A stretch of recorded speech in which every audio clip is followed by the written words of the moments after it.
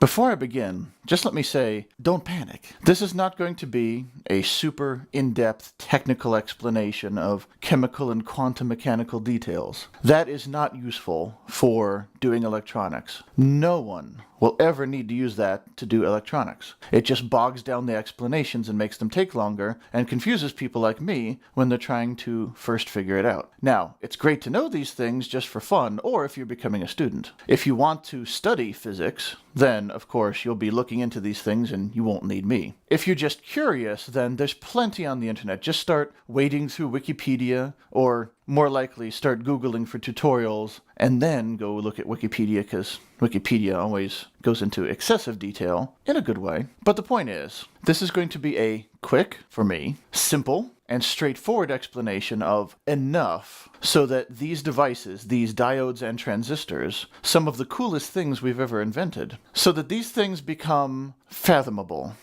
not magic little boxes that do their thing. You're going to understand on a basic level, on a fundamental level, what's going on. You're not going to be making your own transistors and doping your own silicon in your homegrown lab, but that's not the point. Let's just peel back the curtain far enough to get a grasp on what's going on without getting bogged down. So let's begin. So a quick reminder about atoms. Again, this is a model that is for conceptualizing it. It doesn't reflect the quantum mechanical details of how atoms actually work, but it doesn't need to. In the middle, the nucleus, you've got protons. The protons are where the atom is. That determines its location because the electrons are more loosely bound. They can get kicked off and put back on. The protons are the anchor. They also determine what the atom is. How many protons, that's what the atom is. Now, to be electrically neutral, you have the same number of protons as you have electrons. More electrons than protons, it's negative. More protons than electrons, it's positive. Now, how many protons you have determines how many electrons you have when it's neutral. And how many protons and electrons determines how they are attached to the nucleus. The electrons are, you might say, in shells, in orbitals. There's been multiple terms throughout the development of physics. But the point is, there are electrons that are on, effectively, the outside of the atom. These are the ones that are jumping to and fro. They're called the valence electrons. These are the ones when you have multiple atoms that come together and bind, such as oxygen atoms become O2 and O3 in the atmosphere. H2O is water. Whenever you have atoms become molecules, they are sharing valence electrons. That's how they bind. In addition, that's electricity. The valence electrons, the ones on the outside that are more free to bounce around, those are the ones that bounce around as electricity. Now, there's something called silicon. You may have heard of silicon. It's quite important in electronics. Silicon is a material that has 4 valence electrons. And when you have a bunch of silicon together, it happens to form a wonderful, stable, steady, calm crystal. The 4 valence electrons are bound to each other in each other's atoms into this wonderful crystal. And it's electrically neutral and stable, and it doesn't really do anything. But you can do what's called doping. So you can take another atom that may have 5 valence electrons, or 3. Now, they're still electrically neutral. They still have the same number of electrons and protons. But we're talking about the valence electrons. So you've got the silicon with 4 electrons on the valence shell, all nice and bound together. Then you take the ones that have, let's say, 5, and stick them in with the silicon. Just a little bit, not very much, but you pepper them through. And what happens is 4 of those electrons bind with the valence electrons of the silicon around it, just like normal, it gets right in the crystal, and then you've got the one that's kind of at odds with itself. It's not really doing anything. It's there, it's neutral, it's happy, but it's not really bound. And so the natural thermal energy, just like room temperature, there's energy and it flows into your devices. That thermal energy is enough to set this electron bouncing around. And if it bounces around too much, it becomes electrically charged and tends to suck them back in, and it's nice and stable. But what if you do it the other way? What if you have 3 valence electrons? Well, it does the same thing. It binds into the crystal, but there's a hole. It's not happy. It wants another one. It's electrically neutral again, but if another electron happens to come along and slot into that spot, then, it's kind of a balance. It becomes electrically charged, so that means it doesn't want to be there. It's a high energy state, but it's also bound into the crystal, that valence electron. So it's like it wants to be there, it doesn't want to be there. So you end up with 2 different types of materials. You've got your regular silicon that doesn't do much. You know, your regular silicon, you've just got your nice grid, of course it'd be in 3 dimensions, of silicon atoms. Then you've got what's called an N-type. This is where you have doped the silicon with the one with the extra valence electron, see? So you've got like the 1, 2, 3, 4, 1, 2, 3, 4. Again, this is just a representation. It would be in 3 dimensions. But the point is, you've got 4 and 4 and 4 sharing. But then you go over here, and you've got the silicon, silicon, silicon, silicon, silicon, do, do, do, do, do, do, do, do, do, do, do. But then, something sneaky. So you get, you know, your silicon binding, 1, 2, 3, 4, just like before. But then you get 1, 2, 3, 4, 5. It's got an extra one. It's electrically neutral, so it's fine, but it's not really doing anything. It's there, but it's free to wander about. And then you've got something called P-type. So once again, you got your silicon, you know, 1, 2, 3, 4. But then you've got this imposter, 1, 2, 3. And of course, you know, the silicon around it is bound all nice and neat. And, you know, everything's hunky-dory over here. You know, and you've got this one, it wants to try. It's got its electron reaching out, but there's a hole there. There's no coupling valence electron there. So you've got, you know, an extra electron bouncing around here. You've got a hole here. So this is called N for negative. This is called P for positive. Now, it's not negatively charged, it's negatively inclined. It can provide extra electrons. This one is positively inclined, you know, because it can accept electrons as a positive charge would, but it's not actually positively charged. In fact, if it accepts electrons, it becomes negatively charged. But the point is, it's positively inclined. So that's all that the doping is. You've got this nice crystal, and then you've got this one that has spare electrons, and this one that is missing electrons, not charged, but in the structure. So what happens? Quantum mechanics happens, but we're not going to get into that. We're going to keep this nice and simple. You've heard of a diode. A diode, you put a positive charge here, negative charge here, or I should say a voltage from positive to negative there, and it will conduct with a voltage drop, a forward voltage drop. If you put your voltage across the other way, then it blocks it until you put so much through that you break your diode. And of course there's Zener diodes and stuff, but we're talking about normal diodes. So, what is a diode? N, B, that's a diode. That's this. A diode is a P-type material and an N-type material stuck together. And that's what gives rise to this effect. Now, why does it do that? Let's make this bigger. So you've got your N-type here, and you've got your P-type here. P, N, and that's your diode. Now what happens? So on this side, remember, you've got your normal silicon with 4 valence electrons, and then you've got all the ones with 5. Not that many, it's just peppered throughout. So you've got these random little electrons that are just wandering around because of the thermal energy in the air. The hotter it is, the more it'll wander around. And here you've got the holes. They, of course, don't really wander. Just kind of sitting there waiting for something to happen. So what happens? Well, these are stuck together. Thermal energy, again, the extra ones here, let's even say, we're going to draw our extra ones. So those are the extra electrons that are not bound up in the molecules in the crystalline structure. And here are the little holes in the crystalline structure.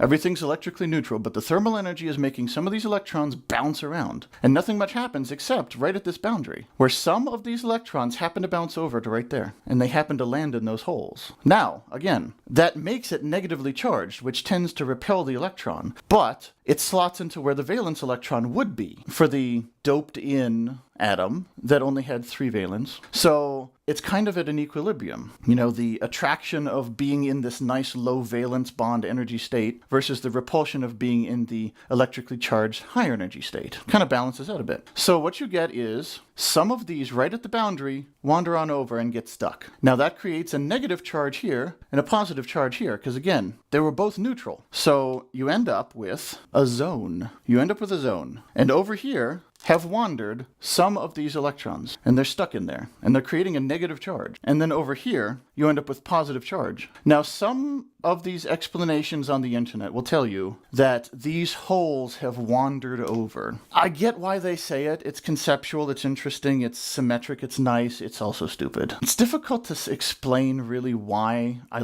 dislike it so much. I feel like somebody who is really interested in learning the physical details is just going to have to immediately discard it because it's it's not what's really happening, it's conceptual. And somebody who's not interested in learning the physical details, you latch onto it, just like I did. And I'm trying to figure out how these holes work, and they don't. You have to be careful with analogies, just like the water analogy. I spent weeks of my life trying to understand transistors because everybody keeps talking about these water analogies where a transistor is like a valve, and it's not. Like, you can talk about voltage as water pressure, and you can talk about amperage as amount of water, and resistance as narrowing of the pipes, and you can start to do that and stuff. But the further and further you take this water analogy, and it's everywhere, they love the water analogy, just the worse it gets. Transistors are nothing like a valve, like the thinnest sliver. So don't think about holes moving over. Think about these electrons wandering over because of thermal energy. There's a negative charge over here, and they leave a positive charge behind, because wherever you don't have electrons, there was a positive charge. Just think of it that way. Forget the holes, forget the water, just a few electrons wandered over, all right? And they get stuck. So what happens is you start building up this negative charge here, which pushes against any more electrons that are trying to wander over, right? Because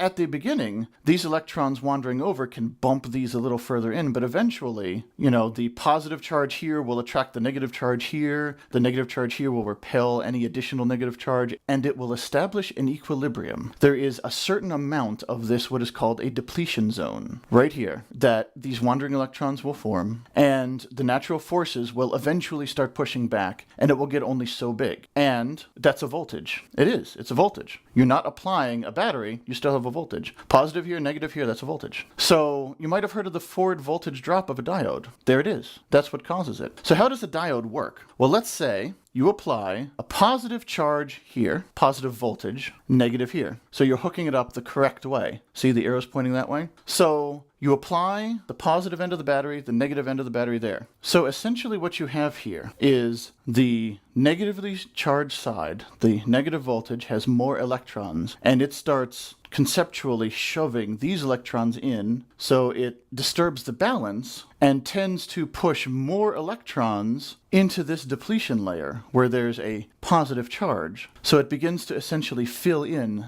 where these atoms that had 5 valence electrons, one that could wander around, it starts to give those back and force those back even to clear this depletion layer out. Meanwhile, you've got the positive charge, the positive voltage here that conceptually starts pulling on this negative. Don't think of it as pushing the positive current, think of it as pulling the electrons. So these electrons have a little bit of a disturbance that gets them sucked through here. This one is trying to supply them and push them through, so the positively charged depletion layer part starts filling up with electrons, which makes it electrically neutral again. And the negatively charged part of this depletion layer starts having its electrons sucked away, right? Either because extra positive charge has been pulling this way, or because the extra negative charge has been repelling the extra electrons here, which in turn repels these and starts kicking them out the positive end. In any case, what happens is the depletion layer starts shrinking.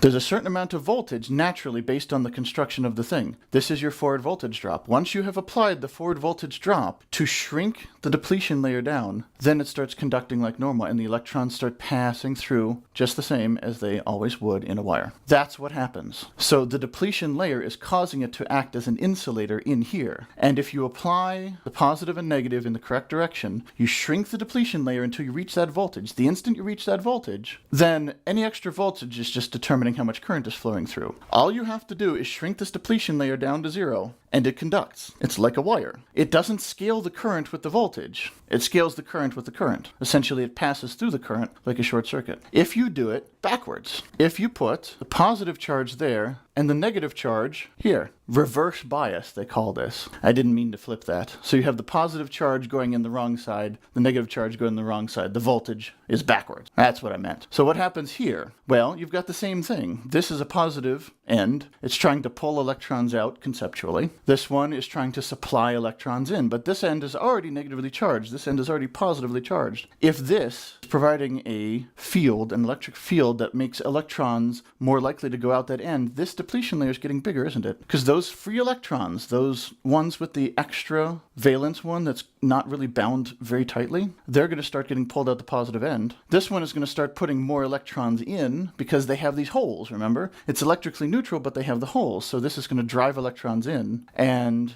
it's going to want to fill those holes. But of course, you've got this opposing charge, and that's going to want to repel it. The negative charge here is going to want to repel excess negative. The positive charge here is going to want to resist the pulling of the negative out. But you apply enough voltage and it'll overcome that, and the depletion layer gets bigger and bigger and bigger and bigger and bigger, but it's still there. In fact, it's getting stronger because it's getting bigger, and it blocks the current until the depletion layer reaches the ends. Well, then you're screwed, aren't you? Because now this is just fully positive, this is just fully negative, and it'll just conduct just fine with a huge amount of heat. That's why it breaks. Not talking about a Zener diode, that is a special kind. A normal diode, if you reverse bias it with enough voltage to make this depletion layer all the way out, it'll start conducting just fine. But it's going against its internal quantum mechanics, and it's generating a ton of heat, and it goes pfft. So that's how a diode works. You just stick these two together, the one with extra electrons that's still electrically neutral, missing electrons but still electrically neutral. They form this zone to match that because it has extra electrons but they're free to move. It has missing electrons, it can settle in there just fine. But then because they were electrically neutral, once they start forming an electric charge, it starts equalizing, and you form that forward voltage drop, and it stops, and it doesn't get any bigger on its own until you apply voltage. And you can apply it in the correct direction, so you suck away these extra electrons, you push more electrons in, and you reestablish the electrical neutrality, where this one had extra but it was neutral, but now it's missing the extra and it's positive. You stick the extra back in, becomes extra but neutral again. This one had the holes that wanted to be filled, but it was neutral. So it fills the holes and it becomes negative. So you suck away those extra electrons, you empty the holes back out, and it becomes electrically neutral. And you overcome its natural tendency to form this layer, shrink the layer to zero, and it conducts. Or you do it backwards, expands the layer until you break your diode. That is diodes. Now what about transistors? That's the best part. Transistors are 800,000 times harder to understand, in my opinion. Partly because of the way the internet likes to explain it, and textbooks, because I have those too, left over from high school. And trust me, they don't help as much. They either explain in way too much detail, or make all kinds of crazy analogies that don't help. The point is, now we know. So you have a diode is NP. It's called a PN junction because conventional current goes from positive to negative. The electrons go this way. The way we draw the circuit goes this way. So it's called a PN junction. What's a transistor? NPN. Or PNP. It's just 3 layers instead of 2, and they alternate. You could have the N layer on the outside and P in the middle, the N layer on the inside, and the P outside, whichever. You can look at it like this. An NPN transistor would be NPN. And of course there wouldn't be these gaps. That's just so I don't mix my pen colors. If you draw over a marker with another color marker, it gets nasty. These are stuck to each other. You'll notice the P is smaller. It is. But here's the thing. Transistors are 3-terminal devices. One end and the other end, just like a diode, but then that middle layer, there's also a connection to that. And they call it the base, the collector, and the emitter. So NPN, this one is always called base. The one connected to the middle layer is the base. It's essentially your little control knob. That's what you use to make the transistor work in different ways. Now, there are a whole bunch of different ways you can hook up all these different transistors, and then of course MOSFETs. When you see MOSFET, it's mostly like a transistor. We'll get to that later. But there's all kinds of ways you can hook up transistors. I'm only going to talk about the normal ones. They are functional in all different ways, but let's not get bogged down in crazy amounts of detail here, because 99.9% of the time, when you are working on hobby electronics, you are doing one of several things with a transistor. You're using it as a logic switch in some sort of circuit, AND gates, OR gates, whatever. You're trying to make computer logic happen. You're making an amplifier, like you're trying to take a small power input signal from your computer or your phone or whatever, your audio output, and amplify that into your speakers, your entire sound system or something. Or you're trying to use it as a digital switch for something that's more powerful. Let's say you have your Arduino that can put out a maximum of 5 volts and only a few little milliamps. You're not going to plug a light bulb into that. But a transistor can be used. You can plug the Arduino into one end of the transistor, the base, and you can run the light bulb with a much higher voltage, much higher amperage across the transistor, and that base will turn the light bulb on and off, or even dim it. When you're doing one of those 3 things, which is most of what anyone will ever do with a transistor if they're not in some sort of theoretical field or they're making high-end electronics that are specialized or whatever. You know, people like you and me are going to be hooking up a transistor normally, which means the base is a control knob and you hook up something else across it. So let's just think about that for now. So NPN, of course, that's the base. Then one end, collector, one end is the emitter. And essentially, this is the end you hook up to the positive. This is the end you hook up to the negative of whatever you're trying to control. This is where you place your control signal, but your voltage for whatever you're controlling goes that way. This is called emitter because it emits electrons, and this is called collector because it collects them. Of course, the way we draw circuits, unfortunately, it goes that way. So it goes from the collector to the emitter. I know, it's annoying, it's crazy, it's confusing. Welcome to the world of electronics, where nobody ever wants to change. The NPN is like that. The PNP is backwards. Over here, the way you hook it up, you've got the emitter and the collector. Now we'll go into details about how to hook up transistors, how to use them, how the current flows later on. Right now, I'm just explaining, remember those depletion zones? Well, we get N's and P's next to each other, don't we? Yep, they do. Now, another thing you might notice, NP, NP, that looks familiar. Flip it around, NP, NP, that looks familiar. Yeah, this is two diodes. Now, again, the internet will tell you about this two-diode analogy. Stop. Don't think about it as two diodes stuck together. It doesn't work. Stop the analogy. Don't get it into your head. This NP junction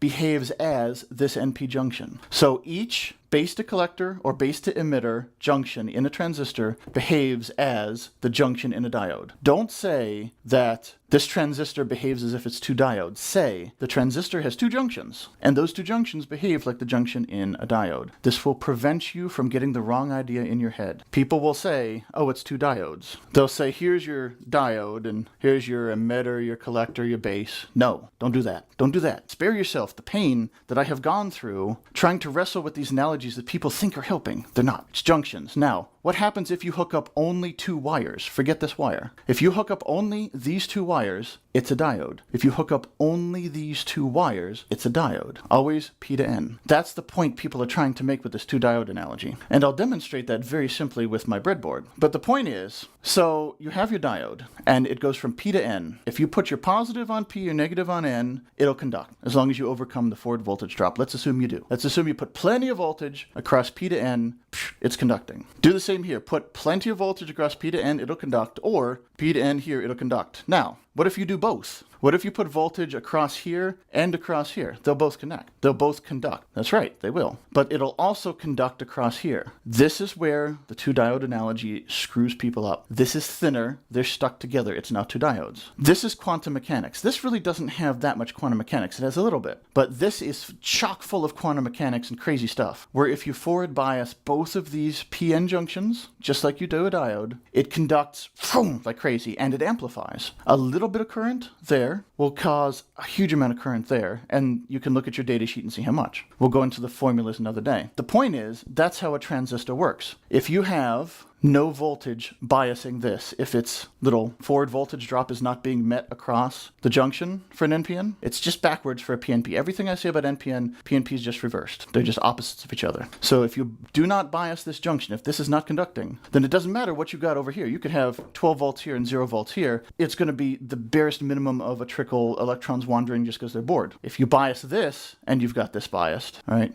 bias that, or have it equal, then it'll conduct and amplify. Or saturate. Again, we'll go into how much does what where later. But that's the trick. That's how it's different from a diode. A diode, all you're doing is overcoming the forward voltage drop, and then it conducts just fine. Here, you're doing that. You're overcoming the forward voltage drop, and it conducts just fine, but that causes an amplified conduction this way. That's the magic of a transistor. So let me just show you this diode thing real quick. So I have here on my breadboard a regular diode, a PN junction, just like I've shown before, and then I have two transistors. You can see how small they are. This is an NPN, this is a PNP. Again, they're just opposites of each other. They are the 2N3904 NPN transistor and the 2N3906 PNP transistor. And it's got the little diagrams here. And as you're looking at the package, look at the flat side, it's 1, 2, 3 from left to right. For the NPN, it goes emitter, base, collector. For the PNP, it goes emitter, base, collector, but it's backwards. They just made it so pin 1 is always the emitter, pin 3 is the collector, to make it easier to remember when you're wiring up. So this multimeter has what's called a diode test mode, which doesn't work that great all the time, but it does work to basically test a diode. So I will put the positive lead on the positive end of the diode, the negative on the negative, make sure I'm picking up the correct wire, and there we go. So don't worry about what this number is, it's just units it's measuring. I think it's either voltage or resistance, I even forget what it's doing, but it's applying a very small voltage, and it's seeing whether it conducts. If I put it backwards, then you get nothing. And of course, the connection there is telling you that it's working. So that's how the diode test mode works. And I'll show you. If you do it across the transistor, let's put the positive across, in this case, that's the NPN, so pin 1 is the emitter, so let's do pin 3, the collector. And then we'll put the negative on the base. And of course, I did it backwards. You put the positive on the base and the negative on the emitter, and you get diode behavior. If you do it backwards like I just did, because you confuse plus and minus, then you get nothing. So let's do another example. Let's have some power. So I have my negative power supply,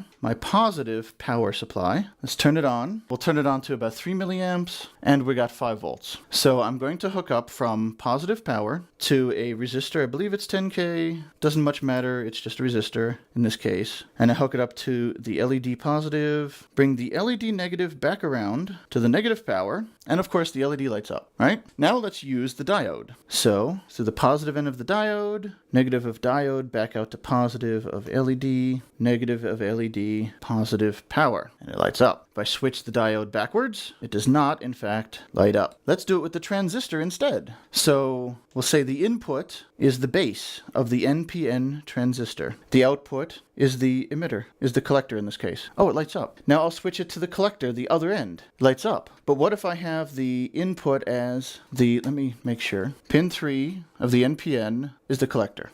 So if I try to connect that to the base, nothing happens. Across the emitter, nothing happens. Let's put it in pin 1. Connect to pin 2, nothing. Pin 3, nothing. See how it's acting as 2 diodes if you only connect 2 wires at a time? It's the NP junctions. What if we do the PNP transistor? So I'll connect the input to either the collector or emitter, doesn't much matter, and then the output to the base. Oh, it lights up. But across, nothing. I'll connect the input to the base. Connect it to one end. Oop, there we go. Actually put the wires in the correct spot. So the input is on the base, the output is on one side, put the output on the other, nothing. We'll now put the input on one end, the other end from the one I did before, connect it to the other end, nothing, connect it to the base, and it lights up. The PNP just has its junctions backwards from the NPN. Now obviously you're not going to use transistors as diodes. You could, if you really wanted to. That would be wasteful because they're obviously more expensive. But the point is, I just wanted to explain, well, first of all, I wanted to explain this so that people would understand. This is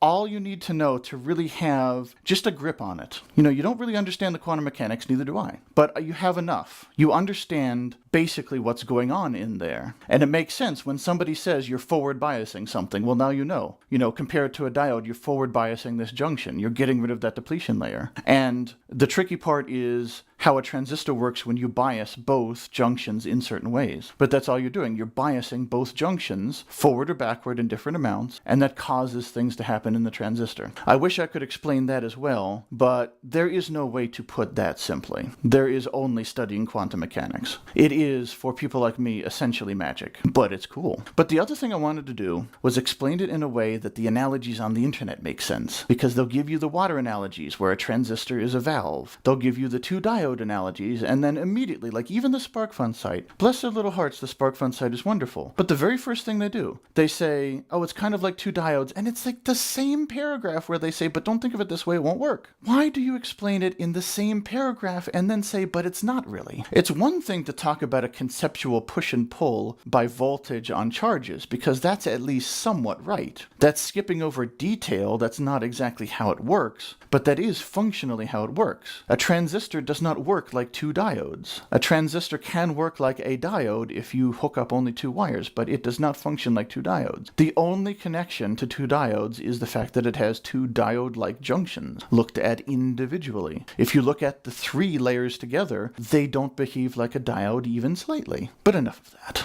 I hope you enjoyed this. I hope you got something out of it. And this is most likely one of the most technical videos I will ever produce. No promises though, but generally there's no reason to delve down this deeply. Diodes and transistors are just special enough. You know, resistors, you don't really need a bigger conceptual analysis. They convert power into heat and make things not flow as good. You know, wires, your LEDs, just don't hook them up the wrong way. Most of these things, you don't really have to think about too much to get a grasp on. You don't have to understand how the carbon film is wrapped around to make the power dissipate. You don't need any of that. But with the diode and transistor, it's just a little funky, a little magical. As I like to say, the transistor is one of the coolest things we've ever invented. I was born after the vacuum tube days. When I was a child, things like the Atari were already there, the NES was coming in, the IBM PC, the Commodore 64. Macintoshes were only 4 years away by the time I was born. So while I'm